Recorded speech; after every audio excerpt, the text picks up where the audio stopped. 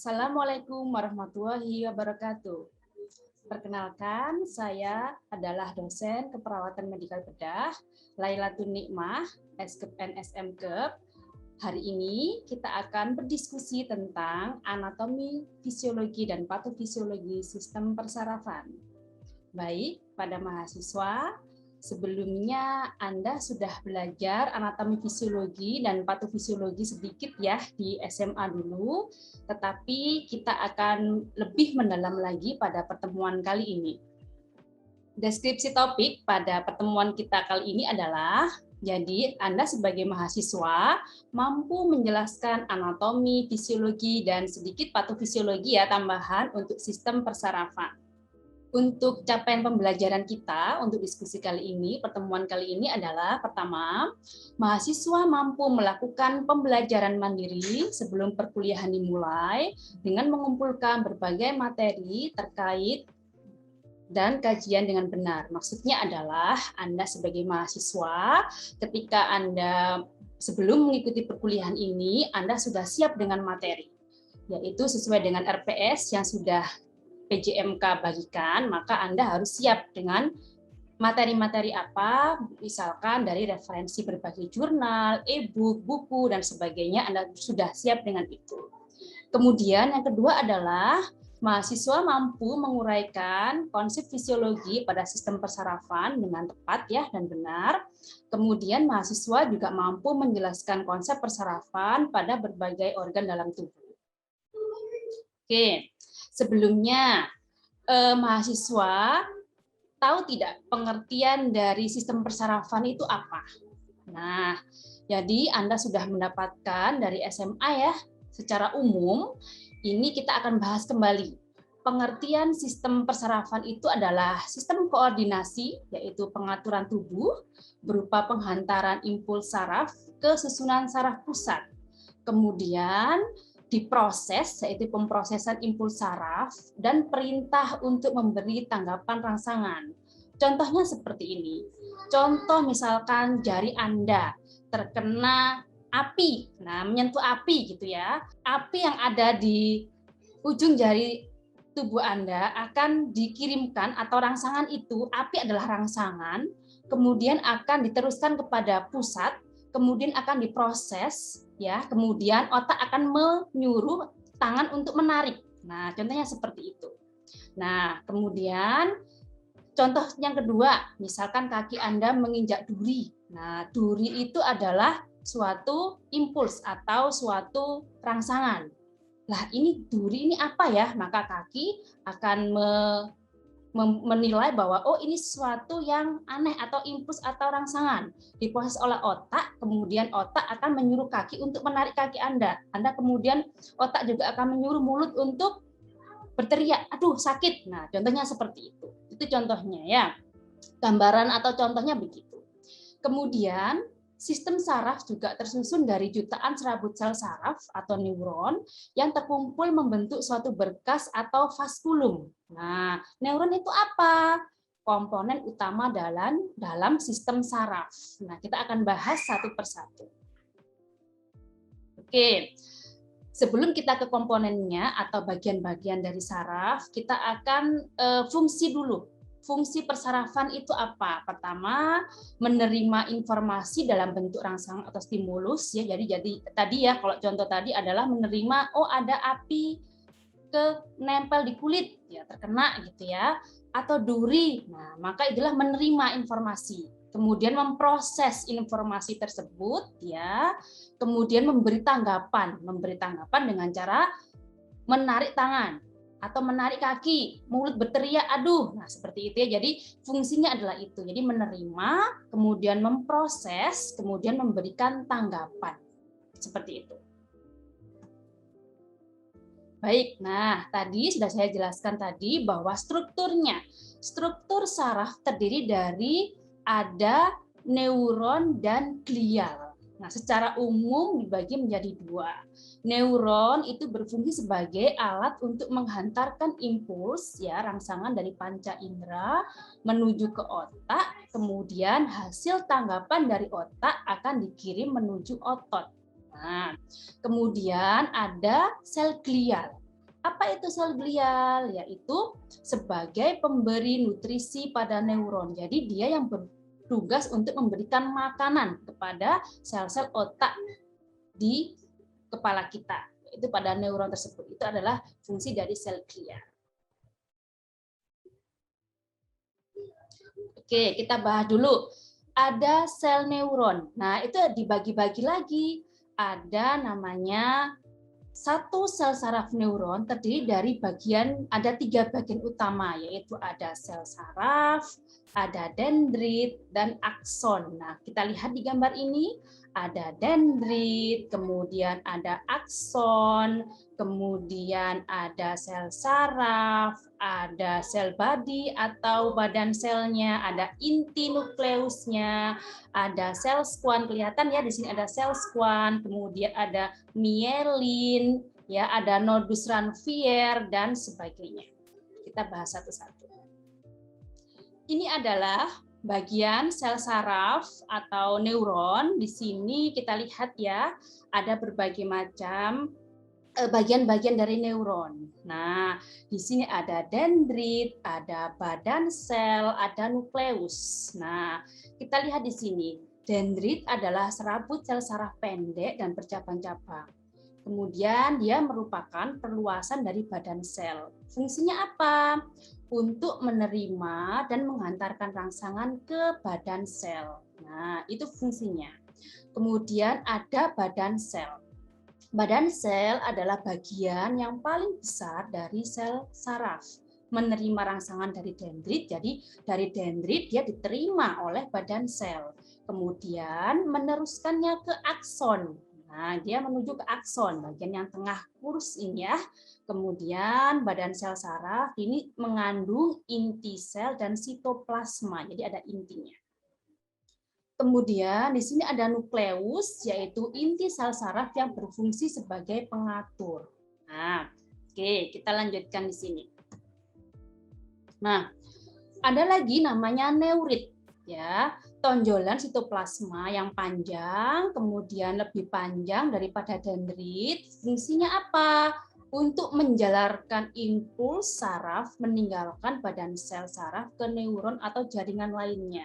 Jadi kalau Anda lihat dia akan loncat-loncat gitu ya. Jadi terus diteruskan rangsangan itu dari satu dendrit ke dendrit yang lain. Seperti itu. Terus, nah itu tentu saja hitungannya sepersekian milidetik gitu ya, cepat sekali gitu ya. Kemudian ada selubung mielin. Ya, di sini ada selubung mielin itu apa? Di sini ya, kalau Anda lihat gambar ini ada lapisan-lapisan warna biru ini ya merupakan sebuah selaput mengandung lemak untuk melindungi akson dari kerusakan. Jadi dia fungsinya untuk pengaman gitu ya. Ada lapisan-lapisannya ini, lekukan di antara dua segmen itu ada di sini ada lekukannya ya. Kuning ini, warna kuning kecil ini yang disebut dengan nodus Ranvier. Nah, ini dia diamankan, kemudian ada lekukan. Jadi kalau ada impuls atau rangsangan dia akan meloncat-loncat gitu ya, dan hitungan cepat sekali. Kemudian ada sel squam, dia jaringan yang membantu menyediakan makanan ya untuk badan sel dan sebagainya. Ada sel squam. Oke, kita lanjutkan.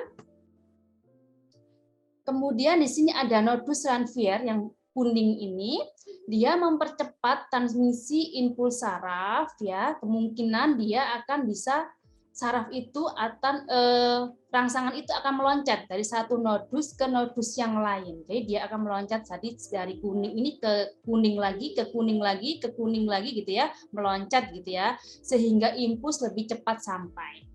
Nah, kemudian jangan lupa ada juga sinapsis, pertemuan antara ujung neurit atau akson di sel saraf satu dan ujung dendrit di sel saraf lainnya.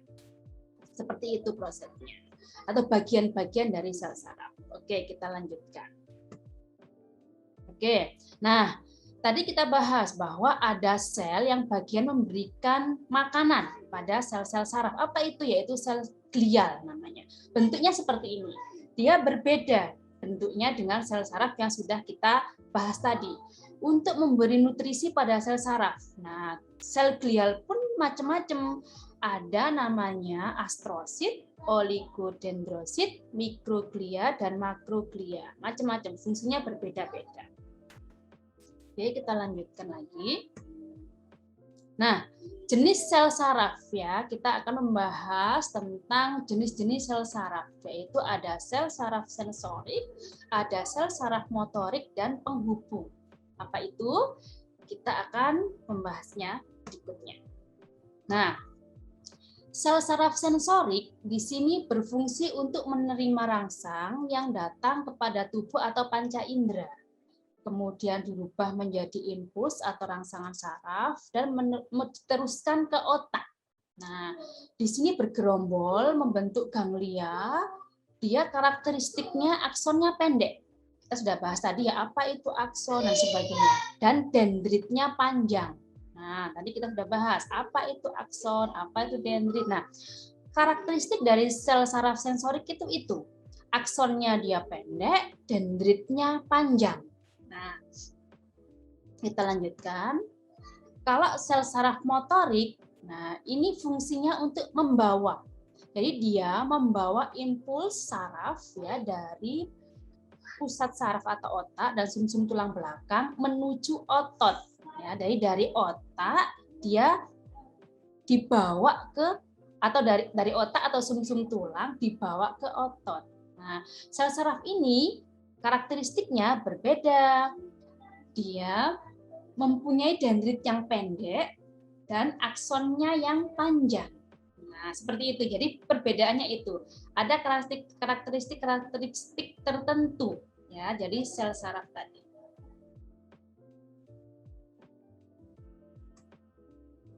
Nah, ada satu lagi, ada sel saraf penghubung. Sel saraf yang banyak terdapat di dalam otak dan sumsum tulang belakang. Ini berfungsi untuk menghubungkan atau meneruskan impuls rangsangan dari sel saraf sensorik ke sel saraf motorik. Jadi ada yang menghubungkan, ada tugasnya sendiri-sendiri. Ya, tadi sudah berbagi dari fungsi sudah dibahas. Sekarang untuk pembagian dari letaknya. Nah, di sini ada sistem saraf dibagi menjadi sistem saraf pusat dan sistem saraf tepi. Sistem saraf pusat dibagi menjadi lagi yaitu otak dan sumsum tulang belakang atau medula spinalis. Otak dibagi menjadi tiga yaitu otak besar atau cerebrum, otak kecil atau cerebellum, dan sumsum lanjutan atau medula oblongata.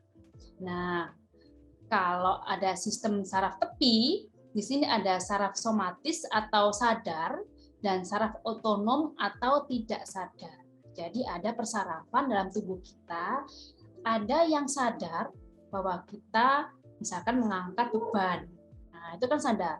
Tetapi ada persarafan pada jaringan-jaringan tertentu, misalkan jantung berdenyut, itu kan tidak sadar. Maka ada saraf otonom dan somatis. Nah, yang somatis dibagi dua lagi, ada 12 pasang saraf otak kranial dan 31 pasang saraf sumsum tulang belakang atau spinal. Nah, kalau yang tidak sadar dibagi dua, ada saraf simpatis dan parasimpatis. Nah, Anda harus paham ini dulu. Sehingga nanti ketika misalkan sebagai seorang perawat ya, misalkan ada orang dengan trauma atau kecelakaan misalkan. Nah, dia misalkan mengenai bagian dari sistem saraf. Sistem saraf mana yang terkena? Nah, maka sistem saraf itu mau sarafi organ mana? Nah, sehingga organ itu yang akan terganggu. Atau misalkan ada suatu keganasan, misalkan ada tumor gitu ya, atau kanker di sistem saraf di otak besar, cerebrum misalkan ya. Nah, otak besar itu dia mensarafi bagian atau organ tubuh mana? Nah, organ tubuh itu biasanya terganggu karena pusatnya atau otak besarnya itu ada massa atau ada kanker atau ada trauma. Nah, sehingga kita tahu sebagai seorang perawat, oh pasien ini misalkan kena trauma atau terkena gangguan pada otak besar. Otak besar itu mensarafi organ ini. Oke, berarti benar nggak pada pasien itu sudah ada gangguan tidak pada fungsi dari organ yang dipersarafi oleh otak besar. Seperti itu. Maka kita sebagai seorang perawat harus paham persarafan pada sistem saraf pada manusia. Oke, kita lanjutkan. Nah, ini kita bahas yang parasimpatis dan simpatis ya. Jadi ini parasimpatis-simpatis, contohnya yang simpatis. Contohnya adalah pupil mata. Nah, jadi kalau yang simpatis, dia yang memperlebar. Kalau parasimpatis, dia tolaknya atau yang menyempitkan pupil mata. Jadi ada tugas sendiri-sendiri, gitu ya. Contohnya parasimpatis merangsang kelenjar ludah, maka simpatis menghambat sekresi kelenjar ludah. Nah, contohnya parasimpatis memperlambat denyut jantung dan yang simpatis merelaksasikan bronki paru-paru atau dan juga mempercepat denyut jantung. Kalau simpatis dia merelaksasikan bronki paru-paru, parasimpatis menyempitkan. Jadi ada tugas sendiri-sendiri. Sehingga jika parasimpatis dan simpatis itu seimbang, maka koordinasi atau metabolisme tubuh juga akan seimbang karena ada fungsinya yang seimbang. Nah, jika ada gangguan bagaimana? Ya tentu saja, misalkan parasimpatisnya dia bekerja bagus, simpatisnya tidak. Nah, gitu ya, maka hal itu juga akan mengganggu keseimbangan dari kinerja organ yang disarafi, seperti itu. Karena ada fungsinya sendiri-sendiri. Oke, kita lanjutkan. Nah, ini contoh fisiologi atau contoh persarafan pada mata ya. Nanti organ-organ lain kita akan bahas, nanti Anda tugas ya. Contoh organ mata. Nah, ini Anda lihat bahwa organ mata di sini kalau Anda lihat detail ya, di situ ada nervus trochlear, ada ophthalmic, ya, macam-macam. Ada lateral view, jadi ada bagian-bagian mata, bagian depan disarafi oleh apa, belakang disarafi oleh apa. Jadi sangat kompleks memang. Jadi setiap organ pada tubuh manusia itu persarafan sangat kompleks. Bagian depan, belakang, atas, bawah itu berbeda-beda, disarafi oleh berbeda-beda persarafannya. Contoh ini adalah organ yang kecil mata, ini saja sangat banyak sekali. Dari gambar ini kita lihat banyak sekali persarafan ya yang disarafi untuk mempersarafi mata ini sangat banyak. Nah, Anda lihat di sini ya. Nanti tugas Anda adalah bagaimana sih persarafan pada telinga, kemudian pada lidah dan sebagainya. Ini saya berikan contoh untuk persarafan pada mata. Kita lihat prosesnya. Nah, ini adalah persarafan pada mata ya. Persarafan utama yang berfungsi dalam penglihatan adalah nervus opticus. Jadi ini adalah yang utama, yang paling besar ya, tetapi ada yang lain. Nah, nervus opticus ya masuk di bola mata, dimulai dari lamina fibrosa sclera. Kemudian selain nervus opticus ada abdusen, troclear, oculomotoris atau oculomotor. Nah, nervus oculomotor terbagi menjadi dua bagian, ada superior, ada inferior. Kemudian bagian superior ya mensarafi otot rectus superior dan levator palpebra superior.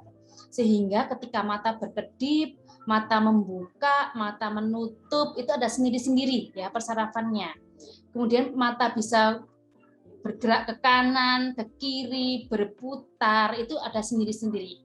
Kemudian bagian inferior mensarafi otot rectus inferior, medial, oblikus inferior, dan membawa neuron parasimpatik, presinapsi ke ganglion ciliaris. Kita tadi sudah belajar ya, parasimpatik. Oke. Nah, kemudian persarafan lainnya disuplai oleh cabang ophthalmicus nerve trigeminal ya nervus 1. Cabang-cabang nervus ini antara lain ada lacrimalis ya untuk air mata, nosociliaris, ada frontalis. Nah, kemudian di dalam orbita juga ada ganglion ciliaris. Nah, ganglion ciliaris ini dilewati oleh neuron presinaps bagian parasimpatis nervus 3, nervus lacrimalis dan juga neuron possinat dari plexus carotis interna. Oke. Kita lanjutkan. Oke, Ini adalah referensi yang saya gunakan. Anda sebagai mahasiswa boleh mengembangkan berbagai macam referensi ya. Boleh silakan Anda mencari dari berbagai macam referensi dan juga hasil penelitian terbaru. Silakan, mungkin ada penelitian terbaru. Oh Bu, ternyata di mata itu ada penelitian terbaru 2012 misalkan Bu ya. Ada penelitian bahwa tidak hanya nervus-nervus yang Ibu sebutkan ini, tetapi ada nervus-nervus lain dan sebagainya. Oke. Baik, terima kasih atas perkuliahan hari ini. Untuk tugasnya adalah Anda dibagi kelompok, ya, silakan dibagi kelompok menjadi 10 kelompok, kemudian Anda mencari persarafan untuk organ, ya, organ indera pada manusia, masing-masing persarafannya itu apa saja. Contoh yang sudah saya berikan contoh adalah pada mata tadi, seperti itu. Silakan Anda cari pada telinga, pada lidah, dan sebagainya. Baik, terima kasih atas perhatiannya. Assalamualaikum warahmatullahi wabarakatuh.